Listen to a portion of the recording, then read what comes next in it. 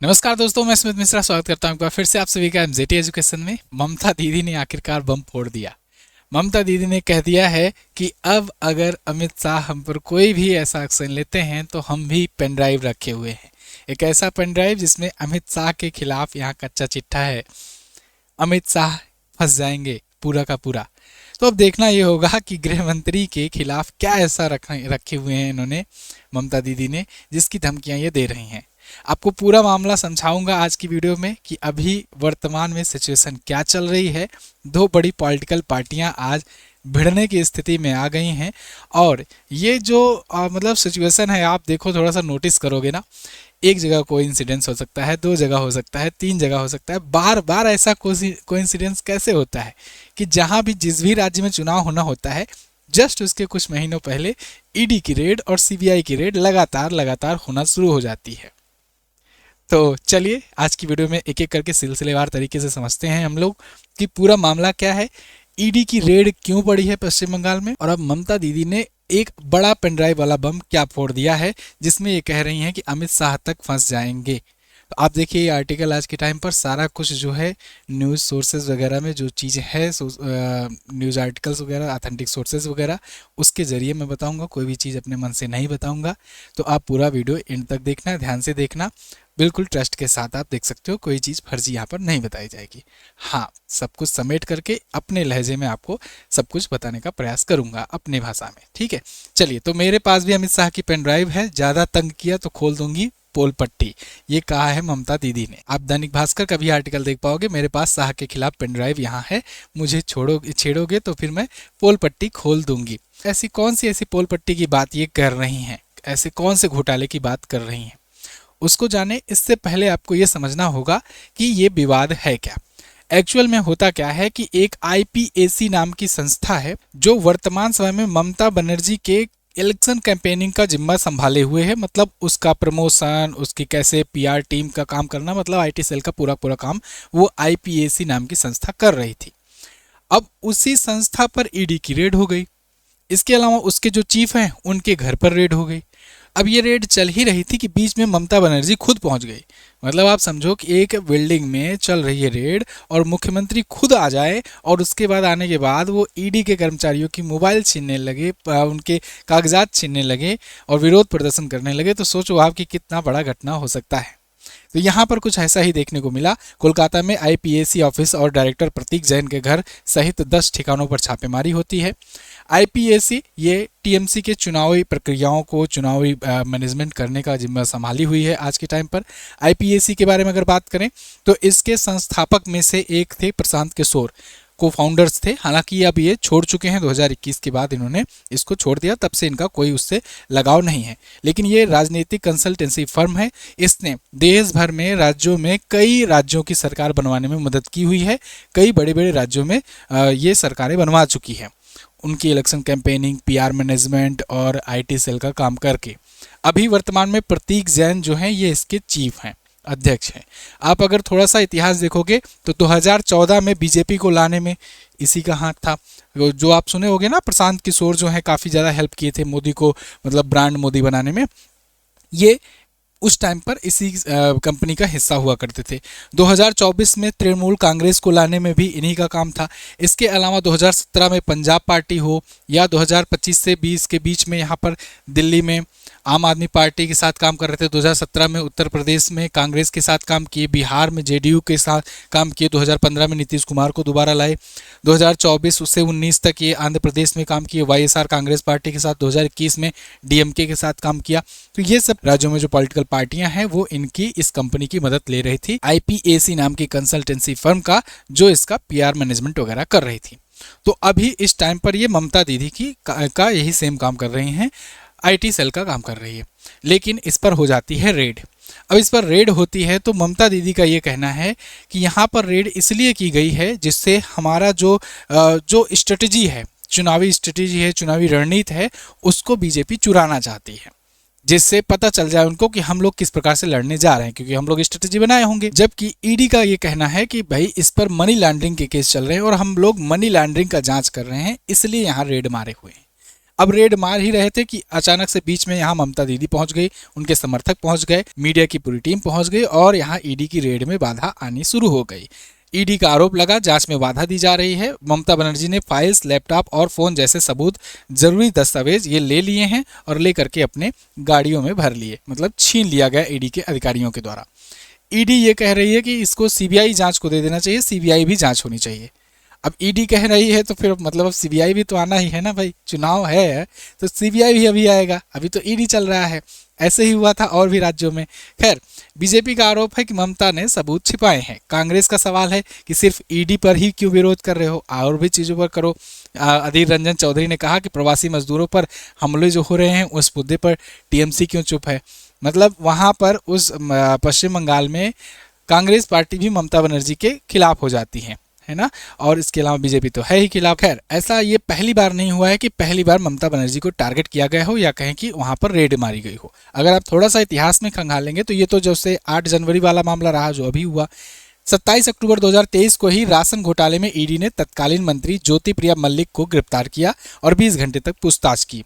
ममता बनर्जी वहां पर भी बचाव में उतरी थी। 11 अगस्त 2022 को सीबीआई ने पशु तस्करी के केस में टीएमसी के नेता अनुव्रत मंडल को गिरफ्तार किया और फिर वहां पर ममता बनर्जी ने बचाव किया। 23 जुलाई 2022 को स्कूल भर्ती घोटाले में ईडी ने शिक्षा मंत्री पार्थ चटर्जी को गिरफ्तार किया। बहुत ज्यादा ये मुद्दा उठा था, आपको याद होगा, 50 करोड़ नगद और सोना बरामद किया गया था। ममता के ये काफी करीबी थे। पार्थ चटर्जी वाला मामला खूब ज्यादा तूल पकड़ा था जब इतना भारी मात्रा में कैश पकड़ा गया था।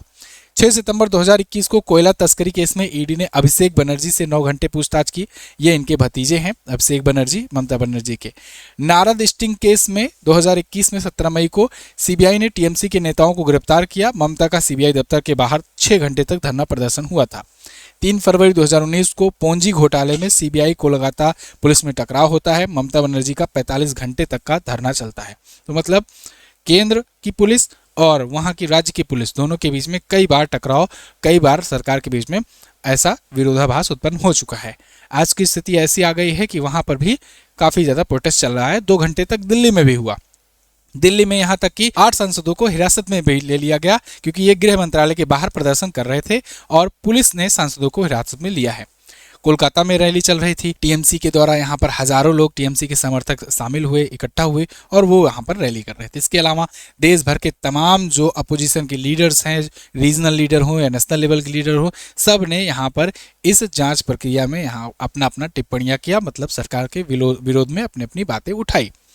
अब देखो यहाँ पर होता क्या है कि ईडी जो है ये कोलकाता हाईकोर्ट में जाकर सीबीआई जांच की मांग कर लेता है कि इस पर सीबीआई जांच होनी चाहिए। यहाँ पर बहुत बड़ा मनी लॉन्ड्रिंग का केस है और यहाँ पर ऐसे पैसे जो हैं मनी लॉन्ड्रिंग के जरिए यहाँ पर हेरफेर किया जा रहा है। सुनवाई 14 जनवरी 2026 तक टल गई है। फिलहाल अदालत में भीड़ और हंगामे को देखते हुए सुनवाई को टाल दिया गया है। इधर ममता सरकार ने क्या किया, इन्होंने एफआईआर दर्ज करवा दी। वहां की पुलिस ने, यानी कोलकाता पुलिस जो कि ममता बनर्जी की सरकार के अंतर्गत आती है, उन्होंने ईडी पर एफआईआर दर्ज कर दिया। वो भी 2 एफआईआर, पहला एक पुलिस द्वारा सूचना न देने पर और दूसरा दस्तावेज चोरी के आरोप में। मतलब उनका ये कहना है कि हमारे जो डॉक्यूमेंट्स हैं, जो चुनावी रणनीति का हिस्सा है, जो हम लोग प्लानिंग कर रहे थे, स्ट्रेटेजी बना रहे थे कैसे चुनाव लड़ना है, उसको ईडी आकर के चुरा ले गई, ये जाकर के बीजेपी को दे देगी, ये इनका आरोप है। और इसलिए यहाँ पर चुराने के आरोप में भी, मतलब चोरी के आरोप में भी 2 एफआईआर दर्ज हुई है। अब ईडी की रेड जो है पेनड्राइव तक पहुंच गई है। पेनड्राइव वाला मामला क्या है, अब यहाँ पर ममता बनर्जी जो है खुल्लेम खुल्ला आकर के आज कह रही हैं कि एक तो बहुत बढ़िया डायलॉग बोली, अभी मुझे याद नहीं आ रहा है, ईडी को छूट खुद करते हैं लूट, ऐसा कुछ करके है, आप लोग कमेंट करके बताइएगा। अभी मैंने लास्ट टाइम पर भी आते आते सुना उसको, तो इन्होंने रिदम बना करके बढ़िया से बोला है। खैर, इसी बीच ममता बनर्जी ने ये एक बम फोड़ा कि हमारे पास भी एक पेनड्राइव है और उस पेनड्राइव में अमित शाह जी का नाम है कोयला घोटाले को लेकर के, कि कैसे कोयला घोटाले का सारा पैसा इन पर पहुंच रहा था, इनके पास तक पहुंच रहा था और एक लंबी चेन के अनुसार पहुंच रहा था। अब देखना ये होगा कि इस पेन ड्राइव में आगे क्या खुलासा होता है। ये तो वही जैसे एपस्टीन फाइल वाला टाइप का मामला हो गया कि हमारे पास भी कुछ ऐसा है, जैसे ये फाइल खुलेगी तो फिर भूचाल आ जाएगा, ऐसा टाइप का। खैर, इन्होंने ये कहा है कि ये कोयला घोटाले का, अभी इन्होंने थोड़ा सा हिंट दिया है कि कोयला घोटाला हुआ, वो पैसा जगन्नाथ सरकार के पास गया, फिर वहां से शुभेंदु अधिकारी के पास और फिर वहां से अमित शाह जी के पास पहुंचा है। हालांकि ये ममता दीदी का भी आरोप है। इन्होंने कहा है कि हमारे पास ऐसा पेनड्राइव है, अगर मुझे छेड़ोगे तो मैं छोड़ूंगी नहीं। ये ऐसा अभी दावा कर रहे हैं, लेकिन जब तक कुछ चीज़ निकल करके ना आए तब तक हम लोग को किसी नतीजे पर पहुंचना नहीं चाहिए। खैर, इन्होंने दावा किया प्रवर्तन निदेशालय राजनीतिक प्रतिशोध का यहाँ बदला ले रही है और केंद्र जो है ये ईडी और सीबीआई का हर बार अपने चुनावी फायदे के लिए इस्तेमाल करती है। मतलब आप खुद सोच करके देखो, एक बार कोइंसिडेंस हो सकता है, 2 बार हो सकता है, 3 बार हो सकता है, बार बार जहाँ कहीं भी जिस भी राज्य में चुनाव होना होता है उसके जस्ट कुछ महीने पहले ही ऐसे ताबड़तोड़ रेड, ताबड़तोड़ चीज़, मतलब ये नहीं है कि वो लोग भ्रष्टाचार नहीं कर रहे होंगे या भ्रष्टाचार के बारे में पहले नहीं पता होगा। यहाँ पर ये ध्यान देने वाली बात है कि ऐसा भी तो हो सकता है कि 4 महीने पहले रेड पड़ गई होती या 4 महीने पहले ऐसा कुछ सबूत मिल गया होता। ईडी के पास रखा सब रहता है, लेकिन ये जब चुनाव एकदम बिल्कुल नज़दीक आ जाता है तभी वहाँ पर ऐसा क्यों करने जाता है, ये लोगों का सवाल है कि जब चुनाव नज़दीक आ जाता है तब ईडी की रेड, सीबीआई की रेड वगैरह वगैरह सब होना शुरू होता है, गिरफ्तारियां होने लगती है। फिर पता लगता है जब तक चुनाव चलता है तब तक गिरफ्तारी हो रही है और उसके बाद में सब बरी भी हो जाते हैं, बाहर भी आ जाते हैं। ऐसा क्या बात है कि मतलब सब हाई कोर्ट, न्यायालय जो भी रहता है वो दोषी भी पाने लगता है, अचानक से जेल भी भेज देता है, फिर जैसे ही चुनाव बीतता है फिर कुछ दिन बाद फिर वो छूट करके भी आ जाता है, फिर कोई दोष भी नहीं रह जाता है। आपने देखा ऐसे दिल्ली में बहुत सारे तमाम लीडर जो थे आम आदमी पार्टी के अचानक से जेल जाने लगे थे, अचानक से शराब घोटाला में इतना बड़ा बढ़ गया कि ऐसा लगा सब दोषी पाए जाने लगे लगातार, बैक टू बैक। सबको लगा हाँ यार वाकई में हुआ है, लेकिन जब वाकई में ऐसा हुआ है तो फिर बारी बारी सब लोग एक के बाद एक सब छूटने कैसे लगे। अब ये भी सोच का विषय, पता नहीं क्या ऐसा क्या कानून है, ऐसा क्या नियम है कि एक साथ बैक टू बैक सब छूट भी आए हैं, सब आज अपना राजनीतिक जीवन भी जी रहे हैं। हाँ, चुनाव नहीं जीत पाए वो बात अलग है। तो अब देखना ये होगा कि बंगाल में क्या हाल होता है। अभी 3-4 महीने पहले अगर कराए होते ऐसा कुछ तो उसके बाद एसआईआर चला था, तो एसआईआर में जो कुछ हंगामा हुआ ही, तो उसमें हो सकता है वो मुद्दा दब जाता। लेकिन पहले एसआईआर में खूब हंगामा हुआ, उसके बाद अब इसके बाद फिर इसकी शुरुआत हुई, इसमें अब हंगामा शुरू हो गया है। लेकिन कुल मिलाकर के पश्चिम बंगाल की पॉलिटिक्स काफ़ी ज़्यादा गर्म हो गई है। अब ऐसे में आपका क्या सोचना है, आप कमेंट करके ज़रूर बताइएगा।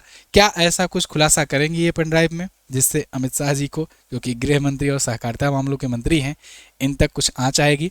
हालांकि कोयला मंत्री नहीं है, ये भी ध्यान देना होगा, कोयला मंत्री नहीं है लेकिन गृह मंत्री तो हैं ही।